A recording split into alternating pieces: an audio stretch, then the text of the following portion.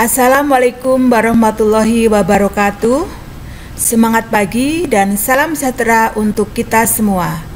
Siswa-siswi SMK, MA, dan SMA di seluruh tanah air, Guru Cilacap Channel kembali hadir dalam kelas online PPKN. Kesempatan ini kita akan bersama-sama belajar tentang ketentuan Undang-Undang Dasar 1945 dalam kehidupan berbangsa dan bernegara.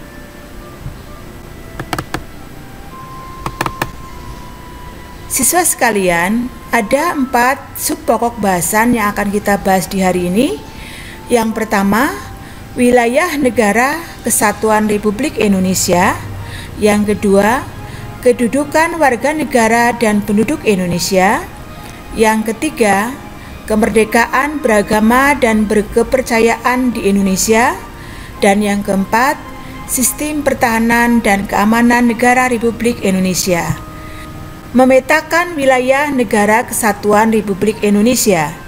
Indonesia adalah negara kepulauan. Hal ini ditegaskan di dalam pasal 25A Undang-Undang Dasar tahun 1945. Negara Kesatuan Republik Indonesia adalah sebuah negara kepulauan yang berciri Nusantara dengan wilayah yang batas-batas dan hak-haknya ditetapkan dengan undang-undang. Adanya ketentuan ini dimaksudkan untuk mengukuhkan kedaulatan wilayah NKRI di tengah potensi perubahan batas geografis sebuah negara akibat gerakan separatisme, sengketa perbatasan antar negara, atau pendudukan oleh negara asing. Istilah Nusantara dipergunakan untuk menggambarkan ketentuan wilayah perairan dan gugusan pulau-pulau di Indonesia yang terletak di antara Samudra Pasifik dan Samudra Indonesia, serta di antara benua Asia dan benua Australia. Kesatuan wilayah tersebut juga mencakup kesatuan politik, kesatuan ekonomi, kesatuan sosial budaya, kesatuan pertahanan dan keamanan. Dengan demikian, meskipun wilayah Indonesia terdiri dari ribuan pulau, tetapi semuanya terikat dalam satu kesatuan negara, yaitu Negara Kesatuan Republik Indonesia. Siswa sekalian, merujuk pada Deklarasi Juanda tanggal 13 Desember 1957 bahwa segala perairan di sekitar, di antara, dan yang menghubungkan pulau-pulau yang termasuk dalam daratan Republik Indonesia dengan tidak memandang luas atau lebarnya adalah bagian yang wajar dari wilayah daratan negara Republik Indonesia, dan dengan demikian merupakan bagian daripada perairan pedalaman atau perairan nasional yang berada di bawah kedaulatan Negara Kesatuan Republik Indonesia. Proses pengakuan negara Indonesia sebagai negara kepulauan atau archipelago states. Yang pertama, 13 Desember 1957. Deklarasi Juanda yang mengubah batas laut teritorial yang semula 3 mil laut menjadi 12 mil laut yang diukur dari garis-garis yang menghubungkan titik terluar pulau-pulau Indonesia.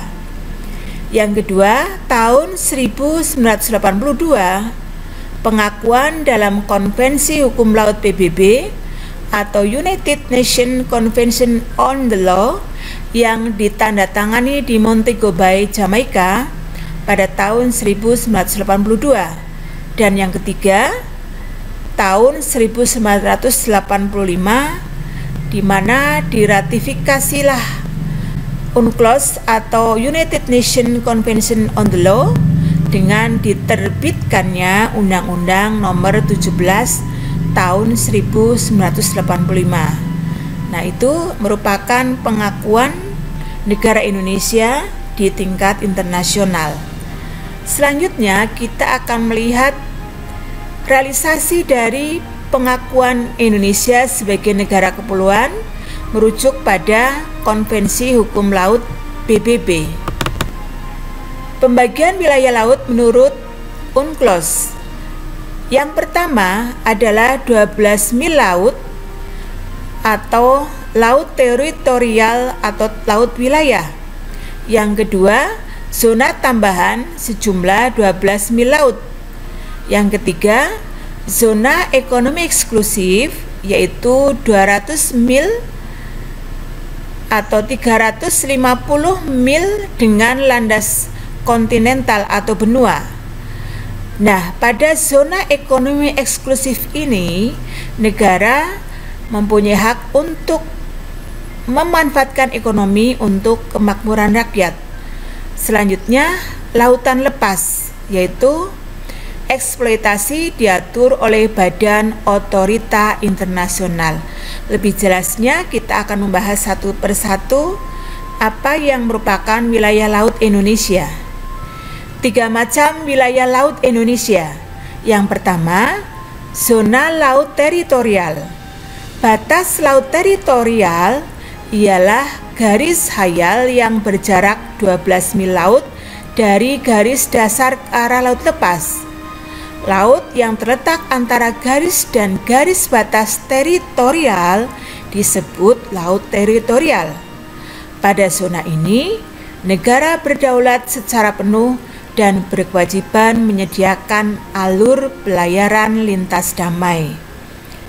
Yang kedua, zona landas kontinental, di mana zona landas kontinental ini diumumkan pada tanggal 17 Februari tahun 1969. Landas kontinental ialah dasar laut dengan kedalaman kurang dari 150 meter yang secara geologis dan morfologis merupakan lanjutan dari sebuah kontinen atau benua. Pada zona ini, negara berwenang memanfaatkan sumber daya alam yang ada dan berkewajiban menyediakan alur pelayaran lintas damai. Yang ketiga, zona ekonomi eksklusif diumumkan pada tanggal 21 Maret 1980. ZEE adalah jalur laut selebar 200 mil laut ke arah laut terbuka diukur dari garis dasar. Pada zona ini, negara mendapat kesempatan pertama memanfaatkan sumber daya alam. Nah, ini adalah 3 macam wilayah laut Indonesia berdasarkan hukum laut internasional.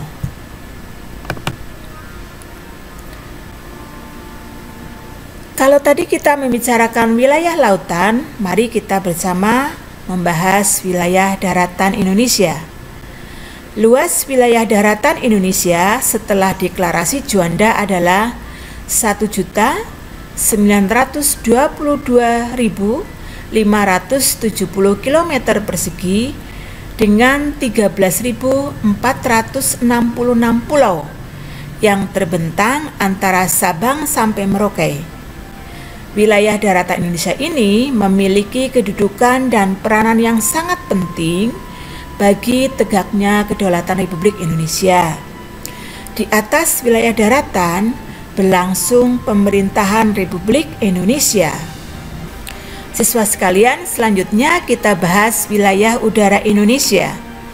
Wilayah udara Indonesia adalah ruang udara yang terletak di atas permukaan wilayah daratan dan lautan Republik Indonesia. Berdasarkan Konvensi Chicago tahun 1944 tentang penerbangan sipil internasional, dijelaskan bahwa setiap negara mempunyai kedaulatan yang utuh dan eksklusif di ruang udara yang ada di atas wilayah negaranya. Nah, apa saja batas wilayah negara kesatuan Republik Indonesia? Sebagai negara maritim, 2/3 luas wilayah Indonesia adalah lautan. Jadi tidak mengherankan Kalau batas wilayah laut Indonesia berhubungan dengan 10 negara, sedangkan perbatasan wilayah darat hanya berhubungan dengan 3 negara.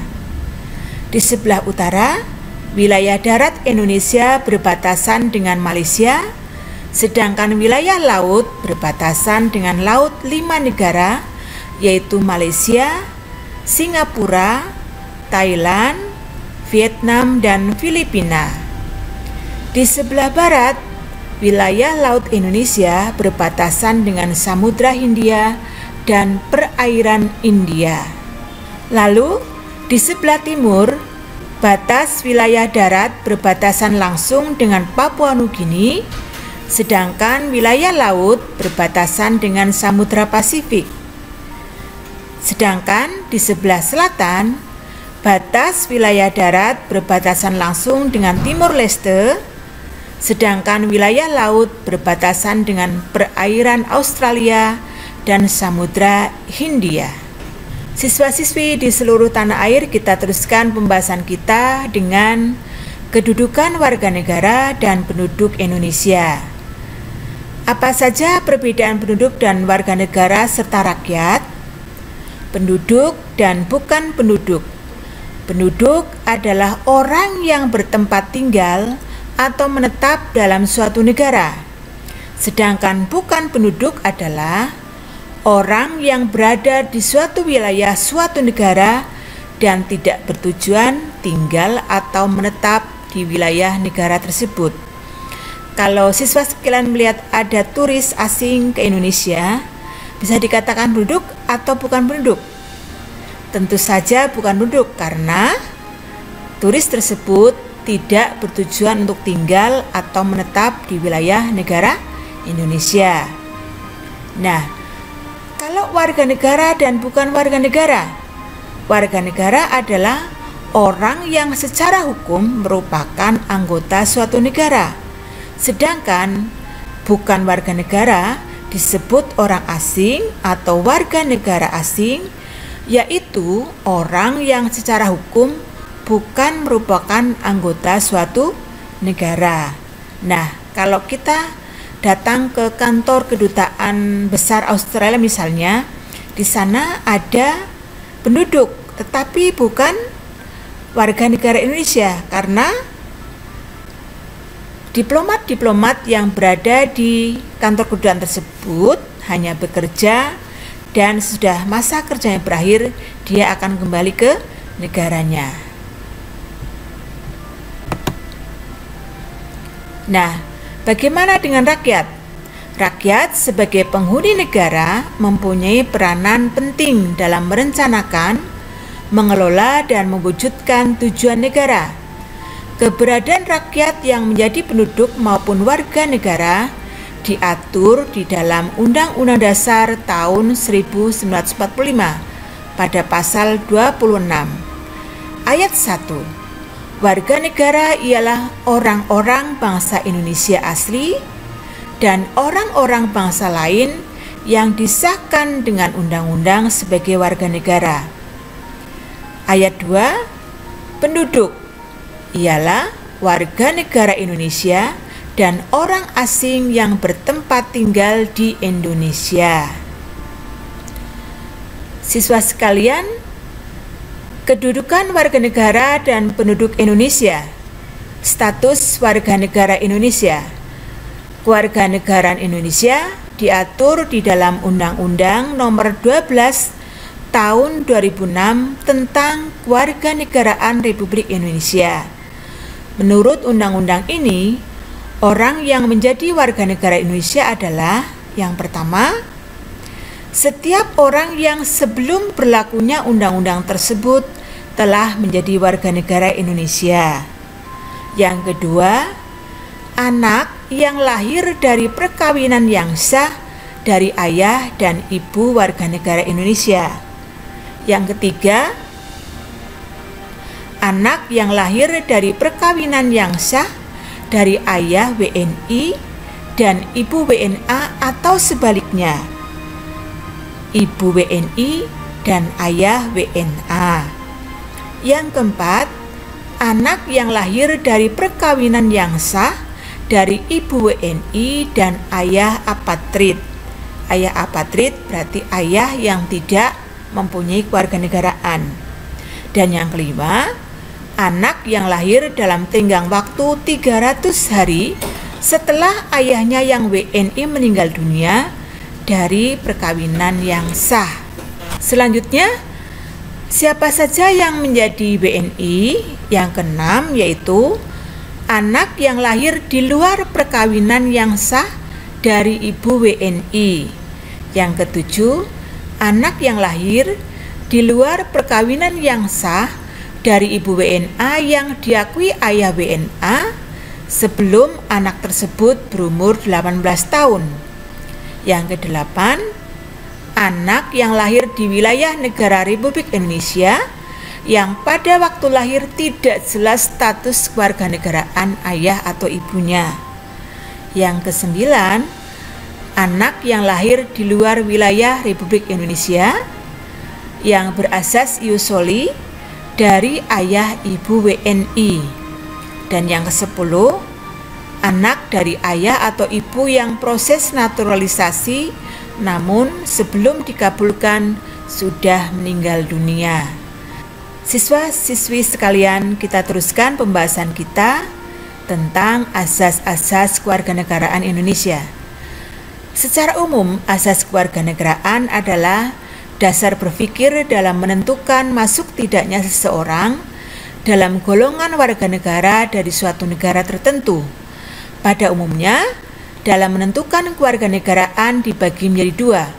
Yang pertama, azas ius sanguinis atau azas keturunan, yaitu kewarganegaraan seseorang ditentukan berdasarkan keturunan orang yang bersangkutan.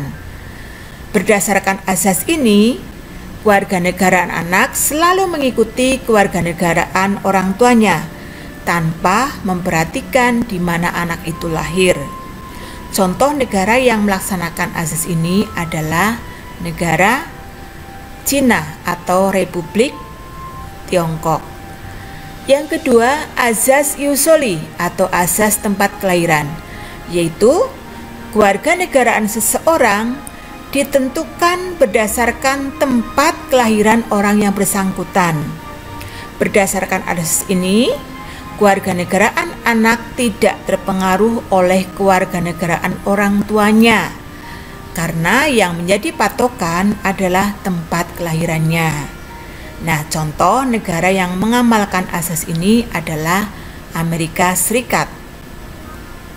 Lalu, apa akibat yang timbul dari adanya asas kewarganegaraan? Adanya perbedaan dalam menentukan kewarganegaraan menimbulkan dua kemungkinan status kewarganegaraan. Yang pertama yaitu apatrid. Apatrid yaitu adanya seorang penduduk yang sama sekali tidak mempunyai kewarganegaraan. Contohnya, A yang keturunan dari negara yang menganut ius soli lahir di negara B yang menganut ius sanguinis. Yang kedua, bipatrid, yaitu seorang penduduk yang mempunyai kewarganegaraan ganda. Misalnya, C yang keturunan dari negara yang menganut azas ius sanguinis lahir di negara yang menganut azas ius soli. Siswa sekalian, dalam menentukan status kewarganegaraan seseorang, lazim digunakan dua cara atau stelsel. Yang pertama, stelsel aktif.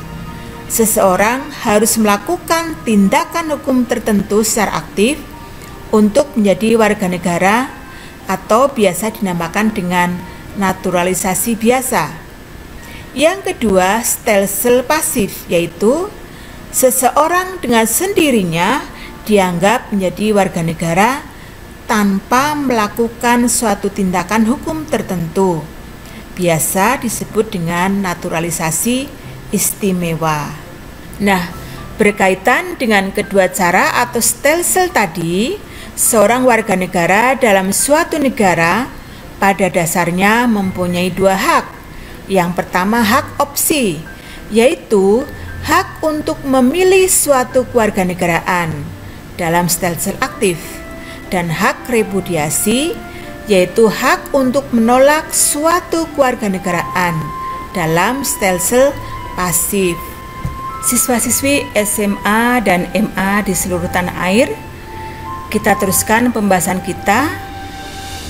Bagaimanakah dengan status kewarganegaraan di negara kita? Apa yang menentukan status warga negara?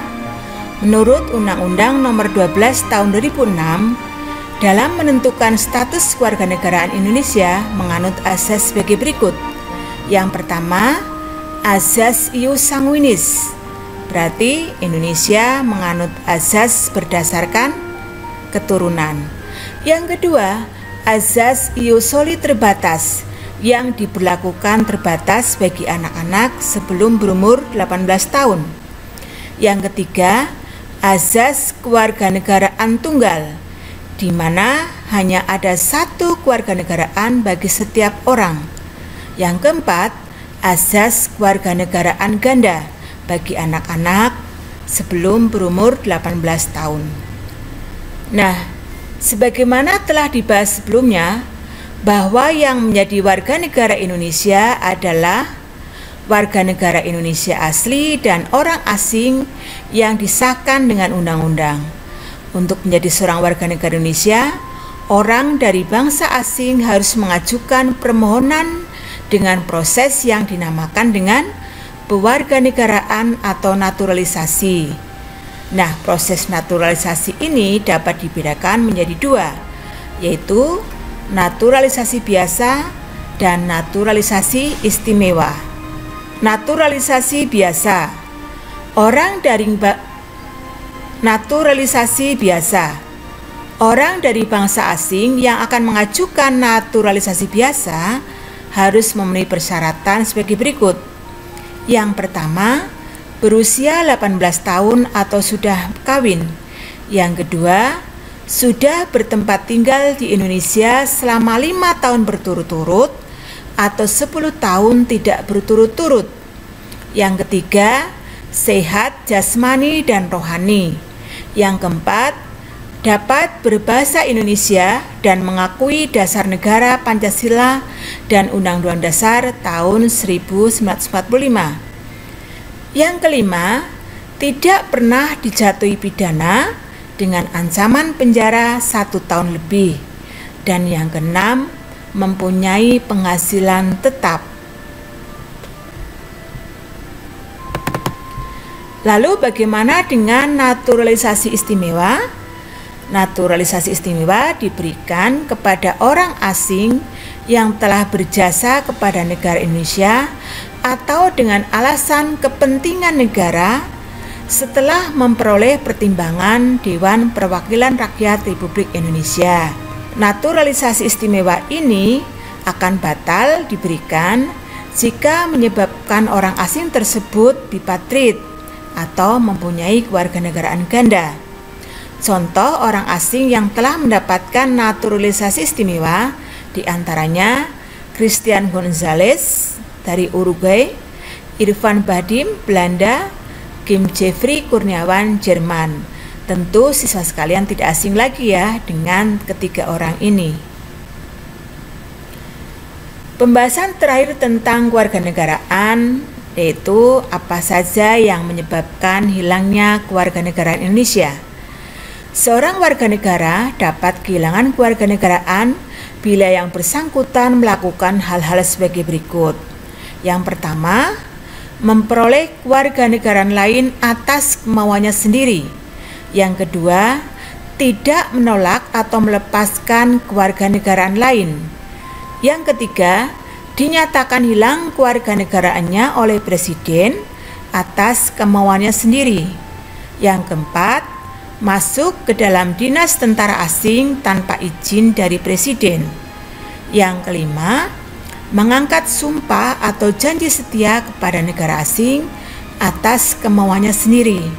Dan yang keenam, bertempat tinggal di luar wilayah RI selama 5 tahun terus-menerus bukan dalam rangka dinas negara. Siswa sekalian, kita lanjutkan pembahasan kita pada pokok bahasan yang ketiga, yaitu kemerdekaan beragama dan berkepercayaan di Indonesia. Kemerdekaan beragama dan berkepercayaan mengandung makna bahwa setiap manusia bebas memilih, melaksanakan ajaran agama menurut keyakinan dan kepercayaannya. Kemerdekaan beragama dan berkepercayaan dijamin oleh Undang-Undang Dasar tahun 1945 pada pasal 8E. Ayat 1, setiap orang bebas memeluk agama dan beribadah menurut agamanya, memilih pendidikan dan pengajaran, memilih pekerjaan, memilih kewarganegaraan, memilih tempat tinggal di wilayah negara dan meninggalkannya, serta berhak kembali.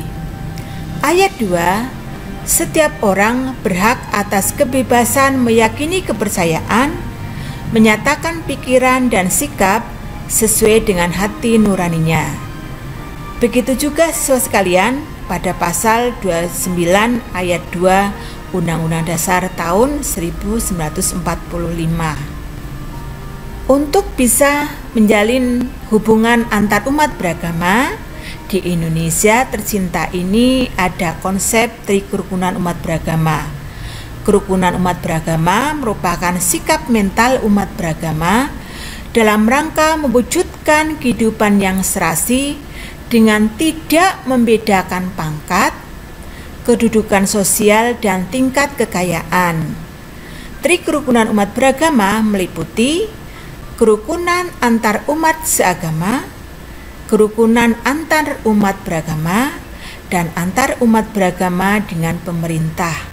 Nah, siswa-siswi di seluruh tanah air, tiba saatnya kita pada ke pokok bahasan yang keempat dari materi di hari ini, yaitu tentang sistem pertahanan dan keamanan negara. Usaha pertahanan dan keamanan sebagai cara mempertahankan negara kesatuan Republik Indonesia diatur dalam Undang-Undang Dasar tahun 1945 pasal 30 yang menyatakan ayat 1, tiap-tiap warga negara berhak dan wajib ikut serta dalam usaha pertahanan dan keamanan negara.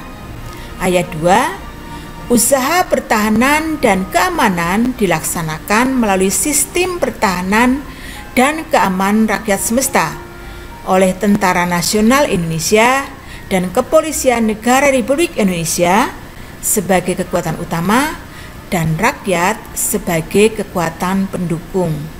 Ayat 3, Tentara Nasional Indonesia terdiri atas Angkatan Darat, Angkatan Laut, dan Angkatan Udara sebagai alat negara bertugas mempertahankan, melindungi, dan memelihara keutuhan dan kedaulatan negara. Dan ayat yang keempat, Kepolisian Negara Republik Indonesia sebagai alat yang menjaga keamanan dan ketertiban masyarakat, bertugas melindungi, mengayomi, melayani masyarakat, serta menegakkan hukum.